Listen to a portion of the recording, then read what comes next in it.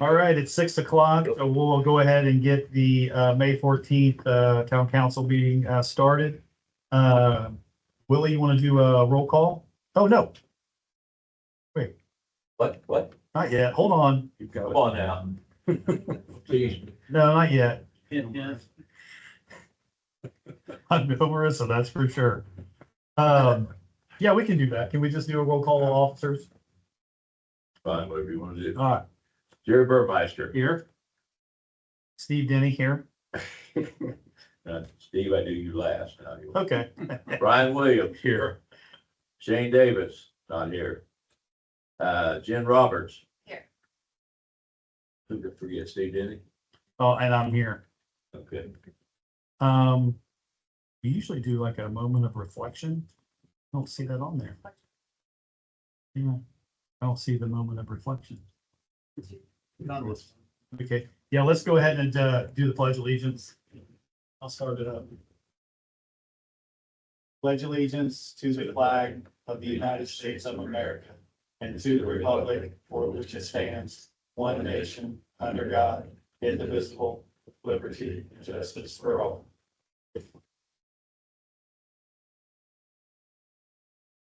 Okay, we've got a quorum established, so we'll, first things with, Marissa resigning and, coming on board is, Jen Roberts. Welcome again, Jen. We need to do election of, officers, which would be, for president. Do we have a nomination for the, president's position? I make a motion to elect Steve Denny as president of the Hamilton Town Council. Second. Third. So we have a motion and we have a second. All those in favor signify by saying aye. Aye. All those opposed? Okay, thank you. I will try to do my best that I can. But I'm not Marissa, so everybody just remember that. So with me jumping up to president, that's going to leave open a vice president's position. So do we have any nominations for vice president?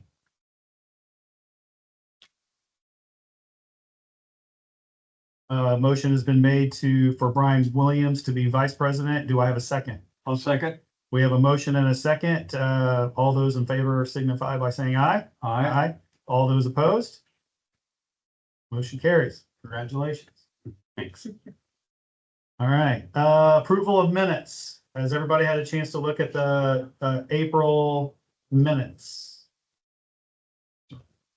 If so, are there any corrections or anything that anybody feels needs to be added? I would make a motion to approve the minutes. There's been a motion. I need a second. Okay. Motion and a second. All those in favor of approval of the April 2026 minutes signify by saying aye. Aye. Those opposed? Minutes. Okay, clerk treasurer's report. Okay, if you've had time to look over the voucher register, you'll notice we spent quite a bit of money this last month. Several reasons. We're opening up the pool. We're hiring more people. The fire department is buying some equipment. The golf course is up and running good. A lot of chemicals. Just a lot of bills this time of year. And if you look over at the general fund, you'll see it's a little over 2.1 million, so it's pretty good. That's all I have, Steve. Any questions? Anybody have questions? I'll make a motion to approve the claims. And the conference room behind us here will be available starting tomorrow. The state auditors left this afternoon. All right, good news. Oh, we have a motion to approve the clerk treasurer's report. I need a second. Second. Second, and we have a motion and a second. All those in favor of approving the clerk treasurer's report signify by saying aye. Aye. Those opposed? Motion carries. Police chief not here tonight. We've posted his report on our iPads. Does anybody have any questions or anything concerns regarding the chief's report? If not, Need a motion we'll just move on to the park report. Here we go. Hi, Sherry. Good evening, everyone. That was already on. Just a few things from my 3-page report to you guys. I won't go through it all. We were excited to see some initiatives really taking effect this month with invasive management. We had a training. We trained 8 volunteers who now can come out anytime they want and help with invasive management. So we're excited to see where that goes. And our weed wrangle had almost 50 people, counting that was about 30 middle school students, which was wonderful to see them out. So if you head out by the dog park where that bridge is that crosses over into the woods, that's where you're going to see the most significant area. And that's the area we're going to start working on. And we're going to work the creek bed towards the dam. So you'll start to see that open up and some of those invasives removed. Elvin D. Brown Pool is about to open up. We have our staff hired. They're going to be doing some work tomorrow and painting and getting ready, cleaned up over there. Opening day is Saturday, May 23rd, and it looks like it's about 80 degrees, so not as bad as last year. There's cold. We're just going to try and bring some excitement back to the pool. We've got food trucks coming out on certain dates. Friends of Falls Park is hosting a couple evening free swims. We've got some new games on the lawn, and so we're hoping to see our community get back out there this summer, and that'll be open till August 8th.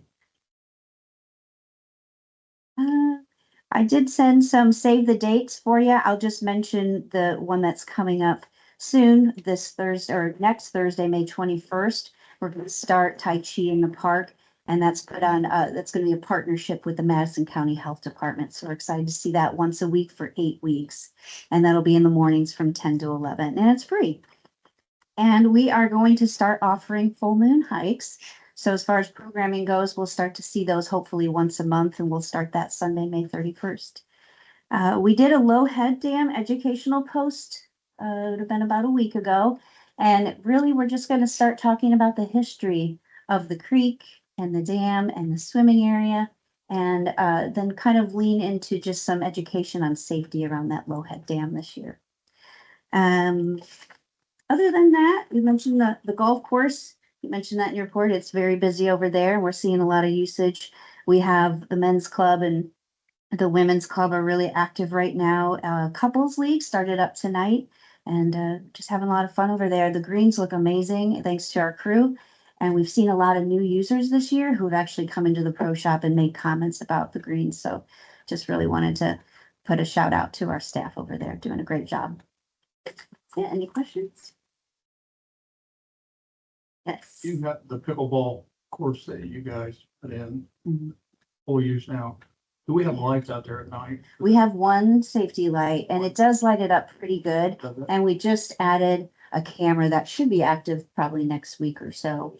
Yeah, and so we'll have some video out there as well for safety. But yeah, you're welcome. Sure. Thanks, Sherry.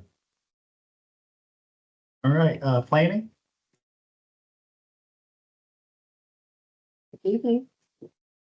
All right, we have here for our planning department for the month of April. For the April from last year, we're down a little bit in number, but still overall we are about double and higher productivity as far as building permits. That's all from, it could be a fence permit, it could be accessory structure, all the way up to a new build and commercial development there. The next slide there, Jacob, for the month, our boards and commissions, our planning department in the month of April, we're going to discuss this a little bit later on tonight, but we did have a discussion on our unified development ordinance, and out of that are 8 recommendations for amendments to that document. So we'll talk about that later tonight, but another piece of that meeting, we talked about House Bill 1001. That bill has really set some marching orders for our planning department.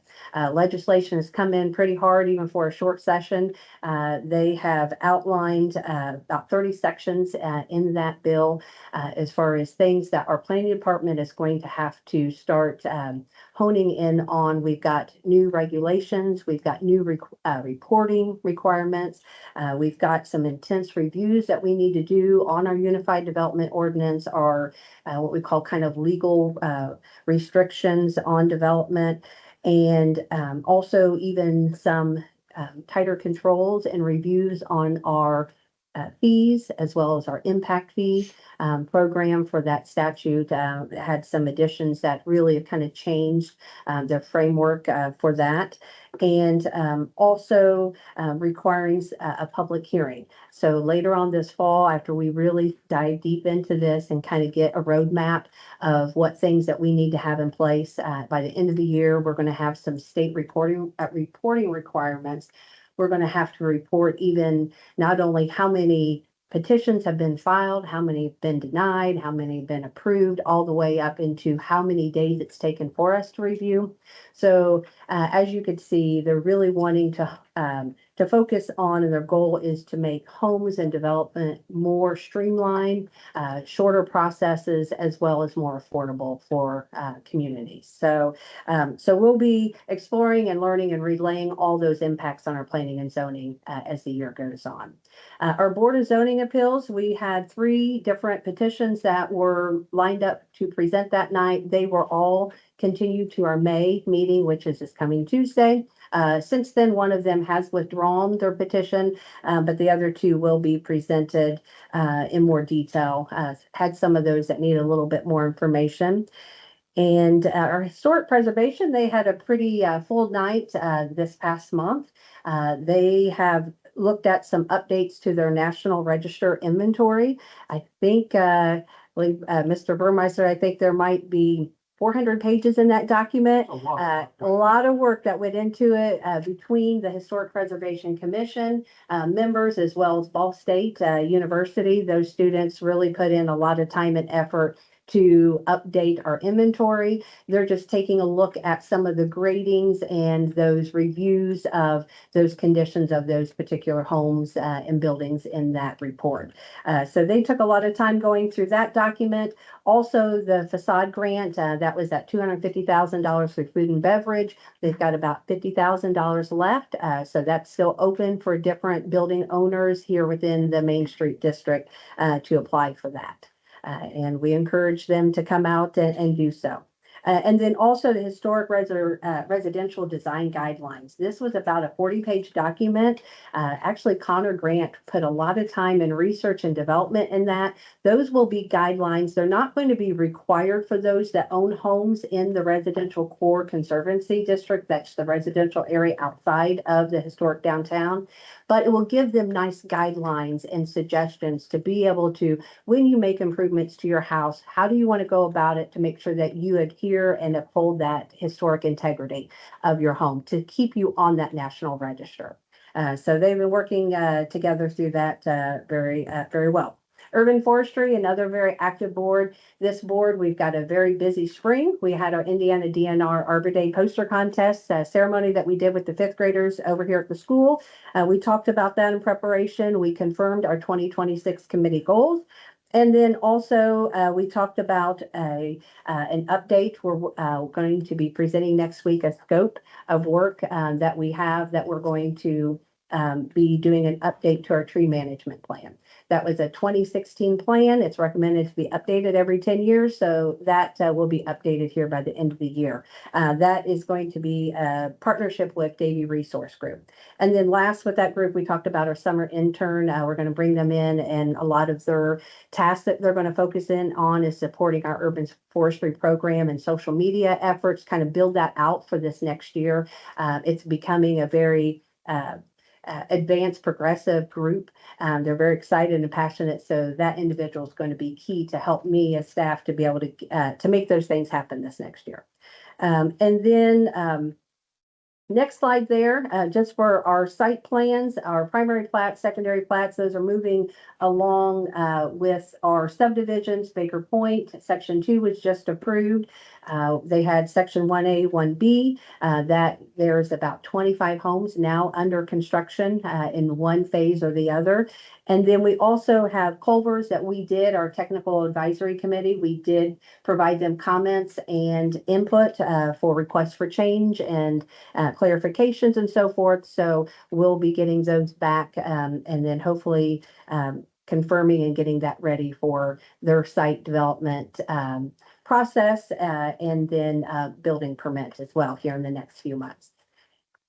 The other point I wanted to bring up is that in our building department, we are starting to see some issues. We've got a lot of fiber companies that are coming out and they are wanting to do activity in the right of way. A lot of cable companies that have come into some additional fundings across the state. So they've been able to come in and request for permits to be able to do some extensions and their services within not only in the kind of the downtown area, kind of broadening out to our rural areas. We've had some concerns. We've had some issues with that. Brett Mabry is really keeping close tabs on that. We had one property owner, in fact, that there was work done in the right of way that they actually damaged the cable of another fiber company. So we went out there and met with the property owner, gave him a list of expectations. There was a little bit of who's responsible because, you know, ground was uprooted and disturbed and, you know, who's going to get out there and do the landscaping and so forth. So we were able to work through that and we'll continue to do that. And what we're going to do is work with Banning Engineering on a right-of-way ordinance improvement. So we do have an activity in the right-of-way ordinance in place, but we want to be able to kind of tighten up those controls and those expectations for those contractors when they do come in. So that will be probably presented here. If not in June, we'd like to have that ready and buttoned up by July and present that to you. Okay, the next one. Got our road impact improvement plan. Right now where we're at this next week, we're going to have our next steering committee meeting, just kind of bring that group back, kind of give them an update of what progress has taken place over the last couple of months. The last few weeks, we have created a build out as far as our next 10-year projection of growth. So that is identifying not only the parcels that we anticipate that will develop in the next 10 years, but also how they'll develop. That could be residential, commercial, multifamily, and industrial. It goes into play in that.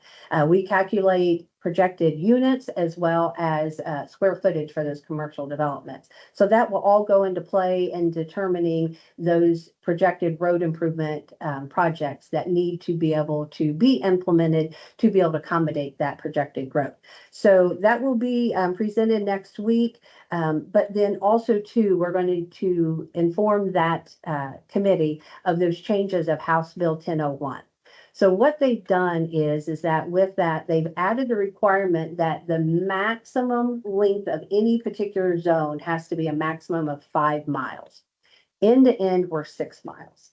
So we had to do some adjustments. So we had to kind of go back to the drawing board on some things. And so we were hoping to be able to get this wrapped up in June. It will likely be July when we get this plan all ready to be presented to Plan Commission and then ultimately to your body. So with that requirement that legislation has put forth, we've had some extra components that we need to consider. And so we're going to be presenting that to the group and hopefully then being able to get with you then in July to present that plan. The Tree Campus program, a part of that is we host that, and we talked about the award ceremony for the Pendleton Elementary School. So if you want to go to the next slide, we just wanted to showcase the winners here. So you could see here 5 fifth grade classes. There's about 125 students. We've done really well here in the last few years.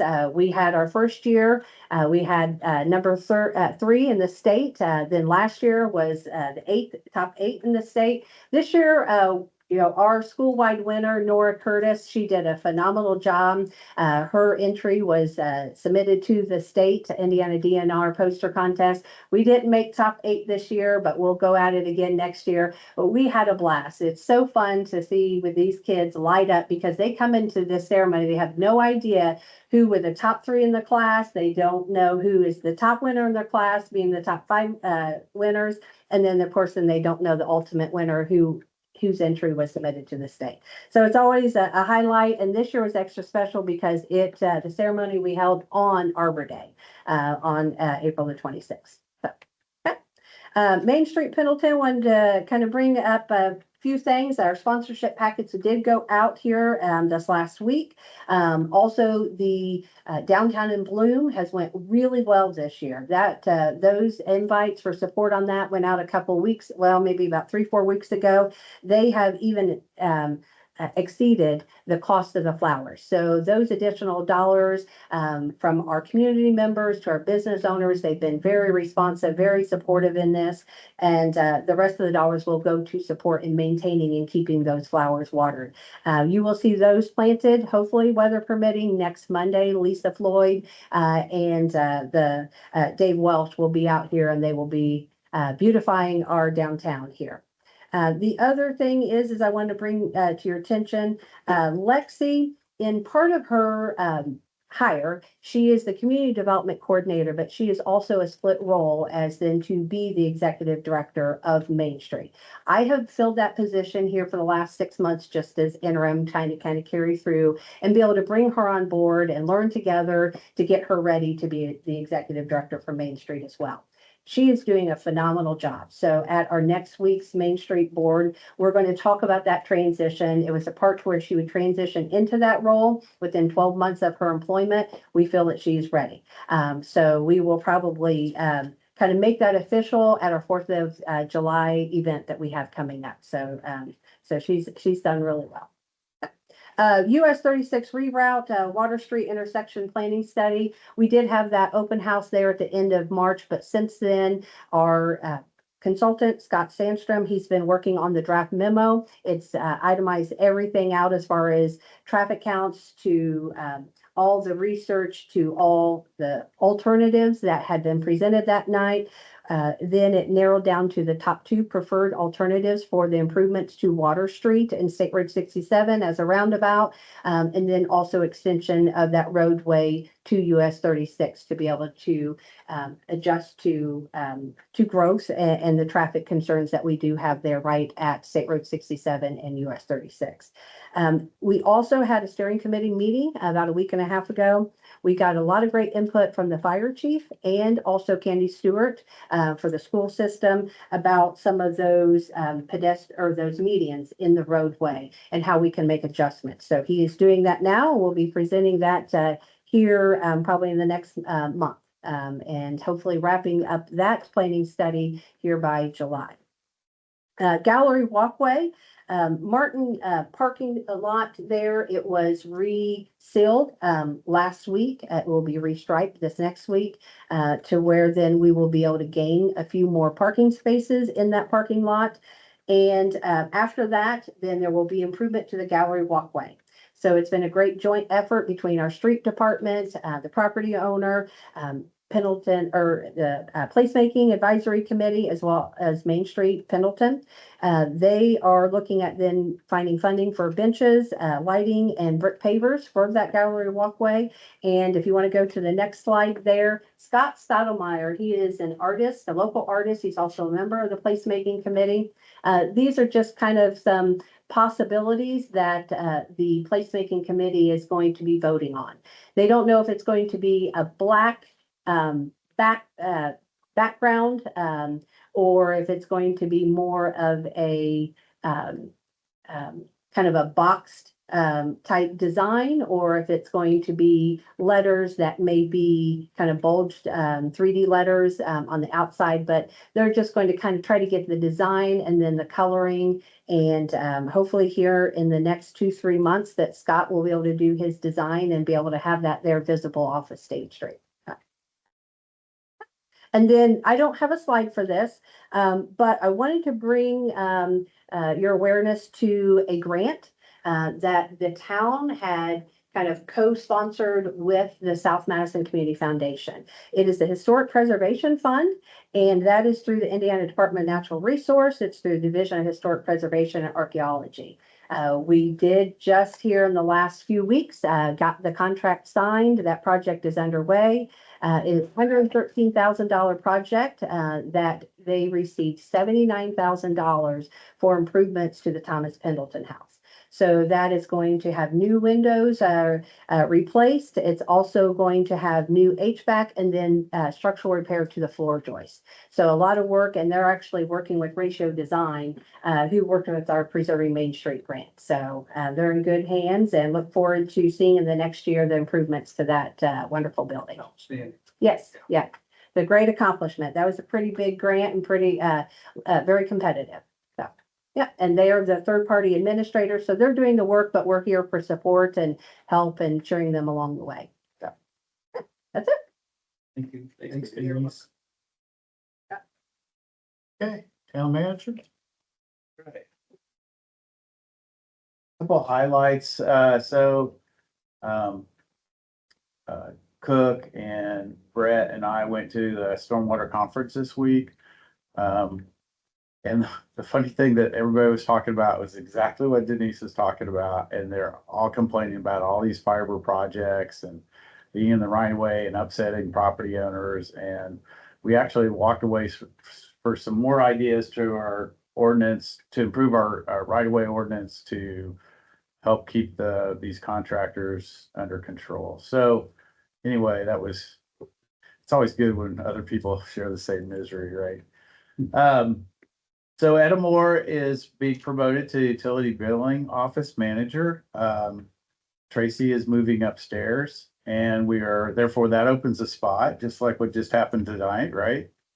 So that opens a spot in the utility billing clerk's office, and so we're gonna advertise for that shortly. It'll also be on the website. The park, when the community crossings grant, half the towns in Indiana got turned down for this last application. We were one of them, unfortunately. So we weren't able to start the fall park project like we wanted to. And part of that was repairing the culvert down by the conservation building. Made a couple of people at the park nervous, right? Because that culvert just looks like it's ready to be rebuilt. So we went ahead and did a very low-level inspection of it using United Engineering. And they think we can limp it through if we had to for another 5 to 10 years. So it needs to be repaired now. I mean, that's not that big a cushion. But at least we don't have to worry about anything happening in the next 12 months. One of the things we've been quietly doing is utility personnel. Now all have CDLs. We still have mostly electric equipment that's heavy enough that requires CDLs. It looked like for a while they were going to exempt public utilities and cities and towns and counties from requiring a CDL, but that didn't happen. And so we immediately had to reverse and get real busy on getting everybody qualified. So everybody now has a CDL. We just completed inspection of the West Water Tower. They actually had a scuba diver in there. No problems were found. And the next step is they'll come back and do a cleaning, and which is real important. If we ever have an incident or a water main break where the water tower gets down to the bottom, if you don't constantly clean it, then what happens is for a while the water will be yellow. And so it's important to keep the sediment out of there to the extent possible. And then next slide, this is lineman appreciation. I think it was a day, might have been a week. But anyway, this is not our guys, but we have all the equipment that we could easily be in that situation. That just looks hairy to me. I was a guy who used to jump out of airplanes for a living, so that still would scare me. Next slide. Okay, long range capital project, which is in other words, basically some lines in the substation, as you remember. We've hit our first glitch. Banning was doing their job. They were surveying the grounds for us and discovered that there was an easement that the gas company had for, oh God, what year was it? 97 maybe? Well, it's basically, I think it went in or started to go in that easement when we were developing the business park, right? There's a major gas line that goes through the parking lot for the tower and the substation. And we, the town, had granted back then an easement. And guess what? It's right where we want to expand the substation. So we're trying to get that easement vacated. We started a 10-day process. We paid the few extra dollars to process that through quicker and see if we can get that back. We do have 2 backup plans in case the gas company does not want to give up that easement. One is locating maybe a different spot there, but another probably more viable option is to go across the street. And in some ways that may be a little bit cheaper. It'll be a wash if we have to go onto the north side of State Street. So we'll let you know how that turns out. Next slide, Elm Street. Mark Butler is here from Banning. He'll talk about that. If we have a happy conclusion, if not an extended timeline, at least it's ending with some good news. Next slide. Here are some pictures just to show you what we've done. Elm Street has gotten a lot of attention, but early on we finished up at the start of the project what was to be done on Main Street, except for some few things. So you can see the left is what it used to look like. Now we have sidewalks down there, curbs. The road is wider. We improved the intersection, as you can see. And then the next slide shows a rendering. To the right is what it used to look like, Elm Street. And then Banning did a rendering. That's a real photo with AI bricks placed into the street. And so I don't think I had any other slides. So Mark, if you want to stand up and just tell us how Elm Street ended and the project summary. All right. It's good to be with you tonight. My name is Mark Butler. I'm with Banning Engineering. First, I want to say thank you for allowing us to be part of your community and doing engineering. We just moved in last year to our new space across the street, and it's been great and been really enjoyed working on projects like the new water plant, South Heritage Way, Water Street, lots of community crossings projects in Franklin Street, and Elm Street's the latest one. So our goal is to be the engineering partner for the town for everything that we do well. So Scott's asked me to come and talk a little bit about Elm Street. So the goal for Elm Street is actually three parts. So the first part is that it's really a drainage project. And so the first phase is to alleviate flooding that was happening along the railroad corridor going south of Elm Street. And in turn, taking care of the old drain that was there and replacing that. We've been able to accomplish that, but also alleviating the flooding that was happening at Pendleton Avenue and Elm Street. That intersection was having some bad flooding for many years, partly because the old railroad that went through there had a clay tile going along that, and it had, aged, collapsed, wasn't operating like it was supposed to. So that first phase went in 2024. And this is an extension of that. So goal 2 is that Elm Street is designed to calm and or discourage cut through traffic between Pendleton Avenue and Main Street. And while still being able to serve the home, there's a white house there in the middle of Elm Street, and the business is on Elm Street. Goal 3 is to because the Elm Street is right next to the Thomas Pendleton House, which you can actually see in the picture on both of those. It gives us an opportunity to design it with an aesthetic that fits the historic value and character of the area. So, and this section of Elm Street is on the downtown plan as part of the comprehensive plan. So we thought that was important. So bids came in last year. Actually surprising. So our engineer's estimate was about 1.39 million to get Elm Street and Main Street taken care of. The low bid was 897,000. So it came in quite a bit lower.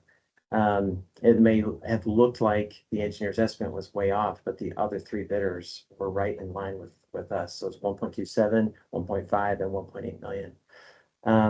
So the final cost, which we just wrapped up, that's the good news. Is today we have final cost and pay app approved, and moving forward was 916,000. So in the long run, that's a good story to tell, that as far as budgets go, we nailed it there.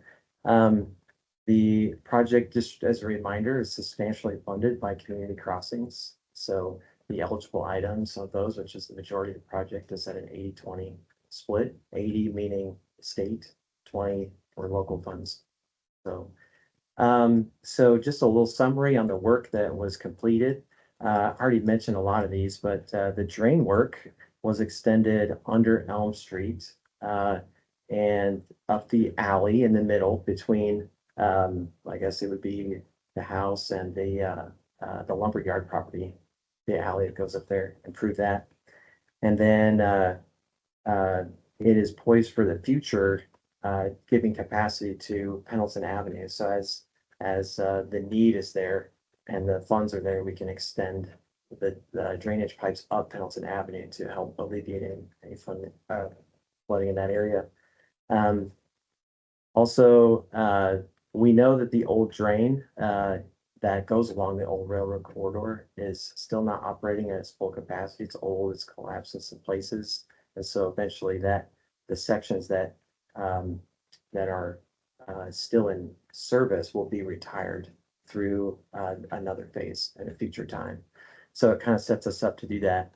Elm Street has, as you can see here, has 2 wide sidewalks and that connect to the future federal aid trail on Main Street that'll be there hopefully in the next, I don't know, it might be 10 years, but the funding is out of our control on that. But we got new water infrastructure under the road. We have obviously new pavement, new drainage system, and new curbs.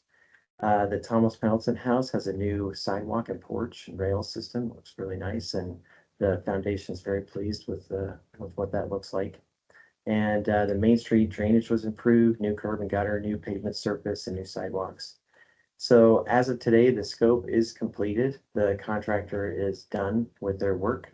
And we just had the last crossing signs get put up today.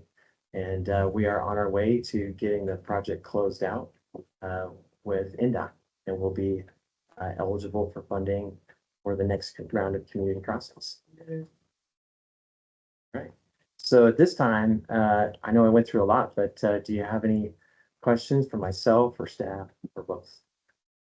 Can you touch bases when the brick is gonna be laid? Yeah, that's a great question. So we know we have the brick in hand, and I'm not sure about schedule, like what, I mean, do you want to speak Why to don't we that? talk about why we didn't have the brick under this contract? Sure. Okay, that's a good point.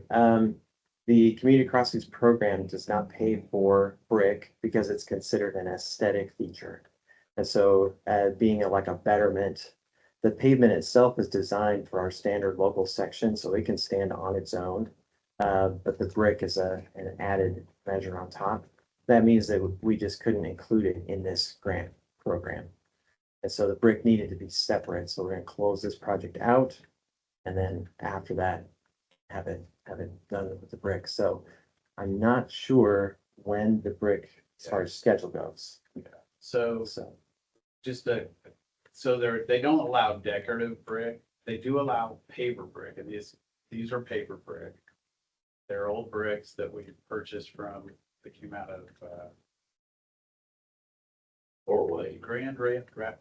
Grand Rapids, Michigan.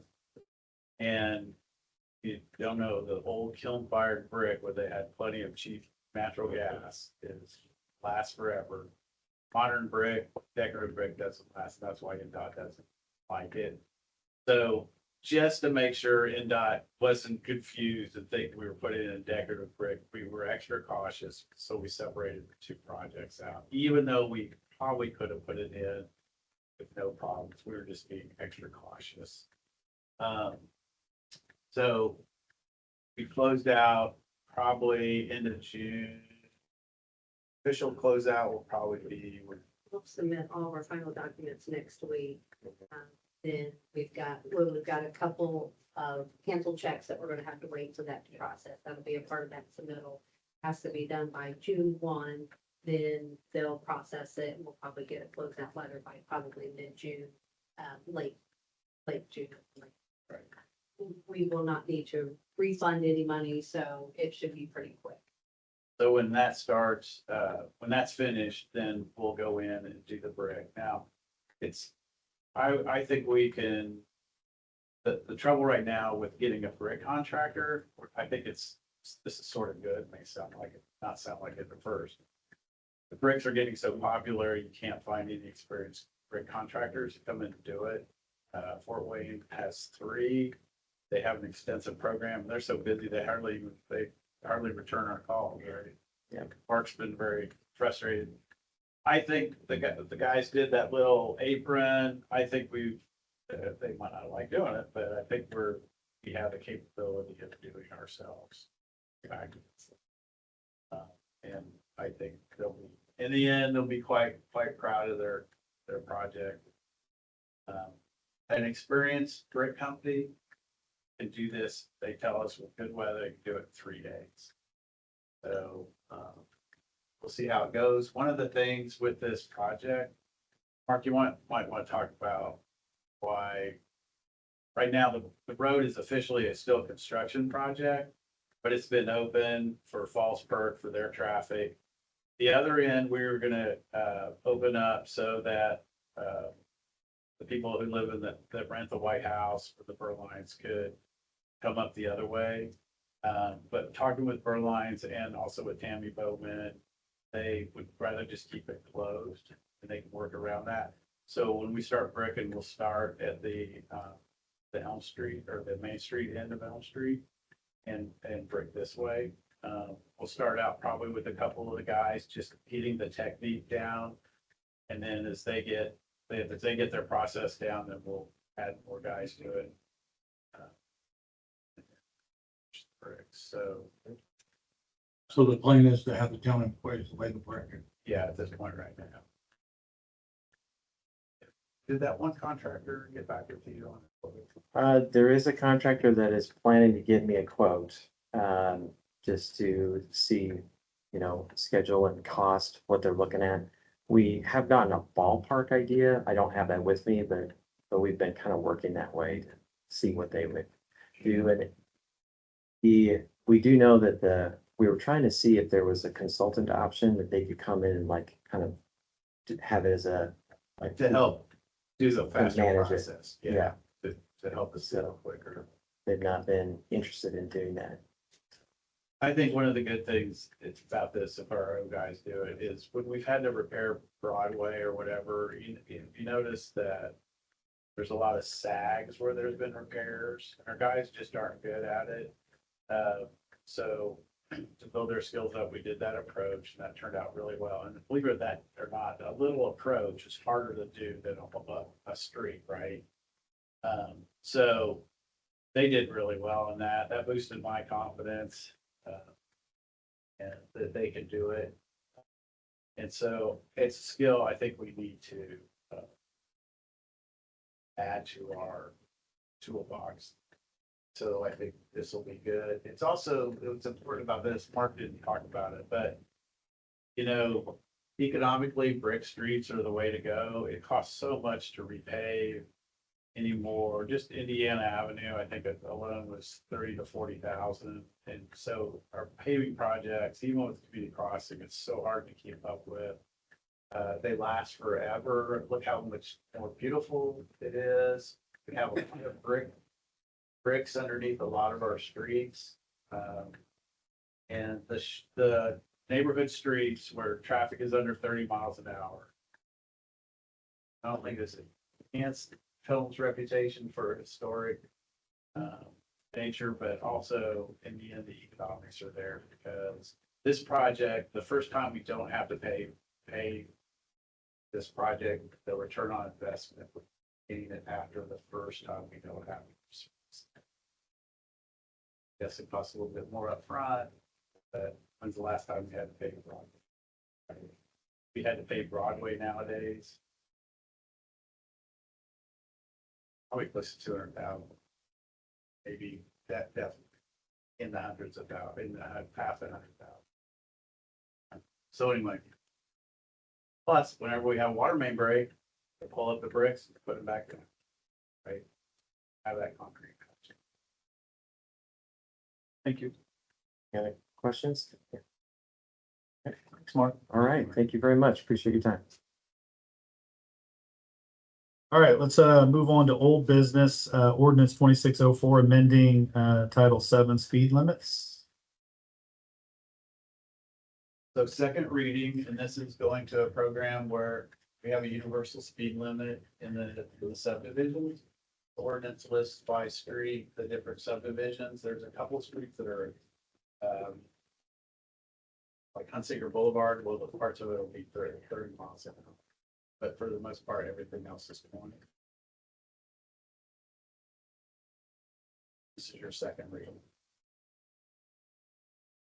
We have any questions or anything regarding the ordinance? Need a motion to approve amending Title 7 of the speed limits. Make the motion. Need a second? Okay. All those in favor signify by saying aye. Aye. All those opposed? New business, 2604, Crete and Crete dedication of right of way. So this, resolution, this is a resolution that's identified as a need through the planning department and through our development process. As you can see here, Crete and Crete is actually the owner, the official owner of the property. They represent, the mini retail, strip mall, that will soon be, developed there just west of Starbucks. So we got Three Rivers Federal Credit Union there at the corner of South Heritage Way and State Street. Then there in the center parcel there, that track is Starbucks. And then the one here, there's two tracks here that will eventually be developed by Crete and Crete for a mini strip mall. There will be 5 units there, about 40 by 60 units size wise there, square footage.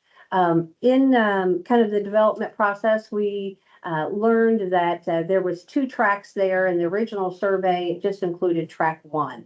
There's that small little sliver, and you can see kind of where all those dashed lines are. It's a very unique area here. There was probably about 15, 16 different parcels altogether. And so then as they got sold and developed, then it was into 3 main parcels, but this little sliver, 0.053 of an acre there, got left out. And so this is an effort just to kind of clean up that survey. So then that way we can kind of finish that process. This is a dedication of right-of-way. That right-of-way will be utilized just strictly for public utilities, easement, the trail that will be continued. So that developer will be responsible for continuing that trail that Three Rivers and Starbucks have already implemented on their parcels in front of their properties. And so in this here, that dedication of right-of-way is at no cost to the town. This here, we're just asking that you would approve for acceptance of this dedication. Typically through the primary plating and the secondary plating processes, this is done through recording. This is one of those single lot development, one-off development. So that requirement isn't kind of completely embedded through the Unified Development Ordinance and language. So this resolution kind of materializes that and solidifies that for us. Anybody have any Yep. questions for Denise? I make a motion. The resolution. Motion's made and need a second. Second. All those in favor signify by saying aye. Aye. Those opposed? Carries. Okay, next is ordinance 2605, amending the UDO. This is a second proposal, coming out of the planning department. As you know, our Unified Development Ordinance, I think it started out at adoption, maybe 260 some pages. It's now about 350 pages with our Gateway Corridor Overlay District that got added in there with some additional provisions that were added over time. This ordinance, this document is fluid. It is a working ordinance constantly. We've had several different amendments that have gone through Plan Commission for consideration. It's given, multiple recommendations to your board for consideration. Tonight, we have 8 total. I think that is the last, you can go up to the next 2 pages there. Yeah, there's a list there on Exhibit B. So 8 in total tonight that we'd like to present. These all received a unanimous, favorable recommendation to your board. They're pretty, short, pretty streamlined. The first is that all those fence stringers, so that is kind of, your post, on your privacy fences, they need to go inward into the property. And let the better, the panels, be on the exterior, on the outside of the property and not being on the inside. We've had some that have come in and they've been, directed a little bit differently. So they felt that it was appropriate for this amendment to be added to the Unified Development Ordinance in our accessory structure fence. You have a question? Yeah, so you're saying they want the pretty. They want pretty the pretty on the outside, on the They outside. want the pretty side on They the want the outside. That's on the inside. Yeah, so Yes. people have been putting the pretty on the inside. On the I inside, got that you. is correct. Okay. Yes, yes. So we want that visible from the roadway, public roadway. We want that to have the more aesthetic, being on the exterior. So.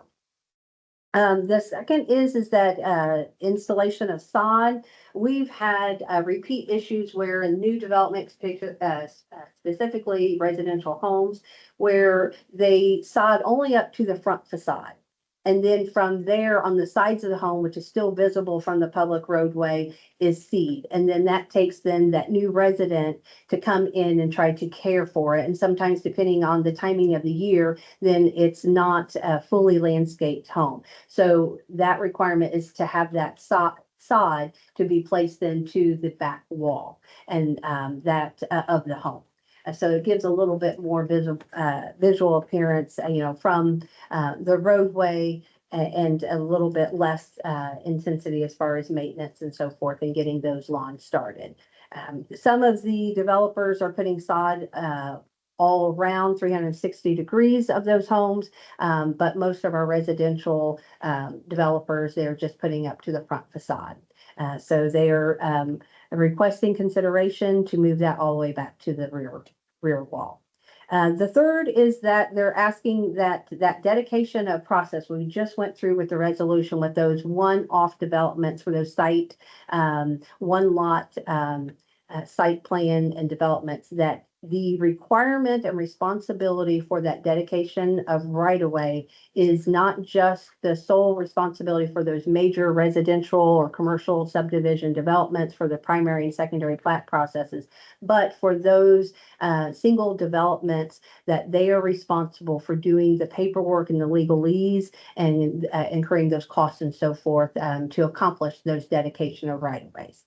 The fourth is that common spaces. A lot of the common spaces, we did not have a requirement of the UDO that in where those ponds or those common spaces for the community members to be able to join in. There wasn't the requirement that there need to be any aesthetics or amenities that activated those spaces. Those are like gazebos or benches or playgrounds. We want those for our children. So that is a requirement that the planning department would work with those developers to make sure that even at rezone, that they show those things in the conceptual design. So we know that that is a kind of a commitment and understanding and also including connectivity of those common spaces through sidewalk and trails. The other is that the requirements of subdivisions, we are finding that when these major subdivisions, especially residential, they come in phases. And so in phases, that means that then sometimes those residents are already living in their homes while the roads and the other sections are still being developed. So those roads are being utilized not just by the contractors, but also by our residents and those who come in, their guests, those delivery individuals. And so we need to make sure that those roadway signs are in place. Those stop signs there are speed signs, those no parkings as that have been committed in those primary and secondary plats. We want to make sure that those are all installed even before that roadway is ready for acceptance by the town council. Then the second is to kind of mirror what ordinance that you passed earlier this evening is to have all residential subdivisions to be at 20 miles per hour. It was just something that was not in our ordinance. The seventh one is to provide some better oversight and control of the development process. We have experienced here in the last couple of years where we've had a few developers that they go in and they apply for, say, a site development plan. And then what happens is that then it struggles to get to where it can be approved and get to the development phase. And so it is asked that you would consider adding into that section that those site development applications and approvals are to be completed within a 1-year time span. However, if they are showing, progress and that it's reasonable to extend that time, planning department can give that extension. But there are some other expirations as far as once it's approved, they have to start showing development. But we've had 1 or 2 of those applications that have lingered for over a year, 2 years, and sometimes in that time frame, our standards change. And we have what we call statute 1109, that what is the time of application and review, sometimes those standards, then we have to kind of keep to those standards. So this is a way to keep things going, moving, and a little bit more streamlined, and asking our developers to be a little bit more mindful. And then the eighth one is our Gateway Overlay Corridor map. Just some updates there, add some corrections that, as you see kind of close into where the downtown State Street area, visually, it showed the 600 feet off of the center line pavement. It was only 200. So we corrected that to visually show just the 200 feet on both sides. And then we also had it added in the 700 south expansion of the Gateway Overlay that the Plan Commission had approved a couple months ago. Anyone have any questions? Any of those? We just appreciate your consideration of approving those via this ordinance. Planning Commission gave favorable. Yes, favorable, and it was unanimous. Yeah. Any questions from the board? All right, I need a motion to amend ordinance 2026-05, amending the UDO. Make a motion in 2026 by UDO. And I need a second. Motion and a second. All those in favor signify by saying aye. Aye. Those opposed? Thank you, Denise. Next on the agenda is the Grove Lawn Cemetery Fund. So this is very simple. There was a fund established under the South Madison Community Foundation. And the purpose of that fund was to donate money to the town to make some improvements. What they would like, which would include the cemetery. Now they would like to just narrow that down, so it's just Grove Lawn Cemetery. There was initially some money that was put in by the town to establish a fund so it could grow, and then peel off the I don't want to use the word profits when the fund grows. The interest rate, or is it as they invested the investment, it gives us about $600 a year. And so this is just asking for a motion to approve them changing that fund from townwide projects to Grove Lawn Cemetery projects. And we do have Emily Hall, who's an intern with South Madison Community Foundation. So she's here today, just in case I can't field the question or she needs to take the question back. But I think it's pretty much a no-brainer. So. And this was pretty much recommended by Tammy Bowman. Yeah, Tammy brought it before us. It was Right. their idea, and yes, good. Jamie did call me a couple of nights ago and explained this to me. and Good, it's a yeah, Good thing. yeah. And there's a ad hoc committee that has started to do some things at the cemetery, especially at the front entrance, and that's working out really well. And so I'd like to thank everybody that's volunteering to do The that. front entrance looks great. Yes, that's headed by the Rings and Coco and Marissa. And great idea. And of course, Michael, our sexton's been out there helping them with anytime they need heavy equipment. Of course, he's tickled pink because now I can concentrate on mowing. Cause after last year, he's got PTSD waiting for the rains to hit, right? So. Any questions? Shouldn't approve this. Yes, just a motion to approve. Okay. Just need a motion to approve, the Grove Lawn Cemetery Fund. Second? And do we vote? Yeah. All those in favor signify by saying aye. Aye. Opposed? All right, thank you. Steve, are we voting to, approve Scott to sign this for the town? Bill, what we're doing. No, I think I think it's for, Yeah, I don't think we're approving the agreement. The agreement that was shown is actually signed by the town, right? It's signed by the community fund Yeah. and the donors. right. So I think it was kind of, at least my understanding was it was provided just to kind of show what's going on. And the county will take care, talk to Karen about it. The counting for them is just the same with what they've been doing now anyway, so it doesn't change anything on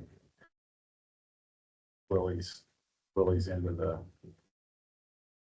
town hall administration. Everybody good? Awesome. All right, moving on to North Pendleton Avenue, State Road 9 property. Okay, this is sort of timely. I was thinking about this a while back. I remember Dad and I talking about this, you know, he was a civil engineering nerd too, right? A lot better than I ever would be. And we talked about this years ago about how that intersection at North Pendleton Avenue and 67 at some time needed to be improved. And we have all recognized here for a long time that it'll need improvement. In fact, it was one of the projects listed under the first initial impact fee study, and it will be listed again as an intersection that needs improvement, that the town wants to put skin in the game. And just out of luck, the family that owns that triangle property right there as the North Pendleton Avenue comes in, they called up one day and said, we'd like to sell it. Are you guys interested? You're probably the only party that would really be interested. We looked at whether it was buildable or not. It could be, but it really wouldn't be optimal. And so they did we got two appraisals from them, and one was 55 and 80, and I think the average is $67,000, maybe a little bit high, but considering the situation and the fact that we've had so many terrible accidents there, this gives us a golden opportunity to move forward and purchase that property. Because if we bring money to the table, NDOT will be interested for intersection improvement. But if you bring land, they get real interested because the bureaucrats at NDOT hate having to purchase land. And if an entity, a town, a city, a county comes with land in hand that they don't have to go through that federal aid process, they're always a lot happier, and it just sort of greases the skids, right, to get that project first. So I think the way this will evolve, it does have a high accident rate, and normally just knowing how NDOT operates, it's got their attention. They'll probably put in a traffic signal, but that would be first. That would be an NDOT project. All we can do as a town is just encourage them to do something. But eventually that will evolve, just like we were talking, some of us were talking earlier today, just like 800 South and State Road 13. They had some terrible accidents there. So NDOT reacted, put in a traffic signal, but now they're going to upgrade that very quickly, probably because of the Walmart, but upgrade it to probably a roundabout in the next few years. So we just lucked out that this property is for sale, and I highly recommend we take advantage of it. And I think the community would be happy that we're taking positive steps towards improving that intersection. Such a terrible intersection. It's The terrible. last week I've learned that there are 14 fatalities at that intersection over several years, but Yeah, something's got to be done out there. right. I think as a council, it's our job to keep the public safe, and Yeah, I know that's state, But at the same time, I'm hoping this council can influence the state to do something faster. Yeah. We need to do something out there. It's also gonna be a great place to put some welcome to Pendleton signs too, so that sort of works out. Can you run us through the process real quick? All things considered, we pass this, we buy the land, we contact NDOT. Does that jump us up on their list of priorities? I think if we come to the table with money, which we've been collecting money from the impact fee, it was one of the projects listed. You'll have their attention because they hate it when somebody complains about an intersection that's a joint intersection. They consider it their intersection. That's one thing you gotta keep in mind. And they do have jurisdiction onto your local road as far as it's needed, which is sort of open-ended. So if you come to the table with money, shows you're serious. And then if you come to the table with money and land, that just makes it easier for them to move that project along because it's a step they all hate to do. It's just very time consuming. They don't have to do also phase one environmentals. They don't have to do historic, that sort of thing. To the extent they have to, if they have to buy that land from somebody. Because it's already pre-existing government land. So the way you explained it, Scott, we got 2 appraisals. Mhm. And you take in the median. of The average, two yeah. appraisals, split the difference. Mhm. Yeah. That's where that number come up with. Yep. Yeah, all we're asking tonight is for us to move forward. It's not approval to buy it, because we'd like to do a phase one first and do all the title searches that we need to do. And then we'll come to you and let you know how that all turns out and then move forward. And I've gotten hold of the family and told them that we are starting that process. But we have to go through that first and they understand. I don't like to agree with Scott very, but in this case, we need to buy this piece of property before someone else does. Puts a stand there and brings more traffic jams. Put a flower shop or, it's anything. Sure. Jump on it. And we've got the owners on the Yep. work with us. The moon's lined up. It could be a flower shop, though, he said. Yeah, against flower shops. What? He just doesn't want the competition, right? Used car lot. So do we need a motion? Yeah, to to vote on? basically motion kind of to authorize Scott to continue to work with the property owners, do some of the diligence, get things in order to then come back and formally approve the acquisition, once we've kind of figure out that it all works. Definitely make that motion. Okay, motion to allow Scott to move forward with contacting the property owners and letting them know that the town is interested in possibly purchasing the property. Yeah, to do the phase one. To do the phase one. Title search. And title search. Okay, so we got a motion. I need a second. Second. All those in favor signify by saying aye. Aye. All those opposed? We come to that portion of public comments. Anybody in the audience or anybody online? Take a motion. Yeah, go ahead. That motion right there. I just wanted to bring it up. We have 2 town employees retiring for our next meeting. One of them is Willie's right-hand man, so to speak, Karen, works upstairs, takes care of all the money. And another one is Hannah, who has done lots and lots of things for the grants, and she's worked with Denise very closely, and I just wanted to thank them too for their service. Thank you, Lloyd. Anybody else? Okay, we'll adjourn about 10 after 7.